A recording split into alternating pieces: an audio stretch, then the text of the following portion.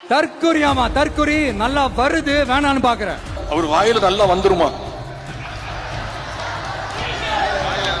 வாயில என்ன வரும்?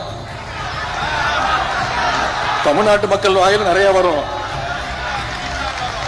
இந்த கவர்ச்சியில மயங்கி மக்கள் நமக்கு ஓட்டு போட்டுட்டாங்களா? நான் என்ன சரி விடுங்க.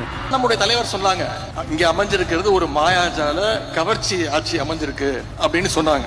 சொல்றாரு, அதுல கோவம் வருது அவருக்கு. கவர்ச்சியால தான் ஆட்சிக்கு வந்தீங்கன்னு என்ன பார்த்து சொல்றாங்க அப்படின்னு முதலமைச்சருக்கு சிஎம் சாருக்கு கோவம் வருது. சரி, கவர்ச்சியில் ஜெயிக்காம நீங்க எதை வச்சு ஜெயிச்சீங்க சொல்லுங்க பாப்போம். ஏதாவது ஒரு 2 காரணம் சொல்லுங்க பாப்போம். கலைஞர் மாதிரி இந்திய எதிர்ப்பு போராட்டத்துல கைது பண்ணி போராட்டம் பண்ணி ஜெயிலுக்கு போயிட்டு வந்தீங்களா? சரி, எங்க தலைவர் மாதிரி மிசா கொடுமையில 1 வருஷம் உள்ள இருந்து வந்தீங்களா? கட்சி ஆரம்பிச்சே 2 வருஷம் தான் ஆகுது. மாநில உரிமைகளுக்காக என்னைக்காவது குரல் கொடுத்திருக்கீங்களா? பின்ன வேற எதை வச்சு நீங்க ஆட்சிக்கு வந்தீங்க? உங்க வேட்பாளர் பேர் உங்களுக்கு தெரியுமா? எதுவுமே தெரியாது. இதைத்தான் எங்களுடைய தலைவர் அவர்கள் கவர்ச்சி அரசியல் எங்களுடைய தலைவர் அவர்கள் சொன்னாங்க.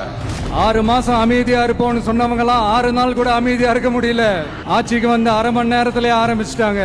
பாவம், ஒரு கல்யாண வீட்டுல எல்லாம் போய் புலம்பிட்டு இருக்காங்க. 6 மாசம் சும்மா இருப்பேன்னு சொன்னீங்களே அப்படின்னு அழுகுறாருங்க.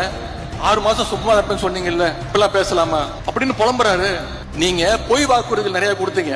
அப்பவே சொன்னோம் இதெல்லாம் நிறைவேற்ற முடியாதுன்னு. அதை செயல்படுத்துவதற்கு தான் உங்களுக்கு 6 மாசம் டைம் அப்படின்னு எங்க தலைவர் சொன்னாரு.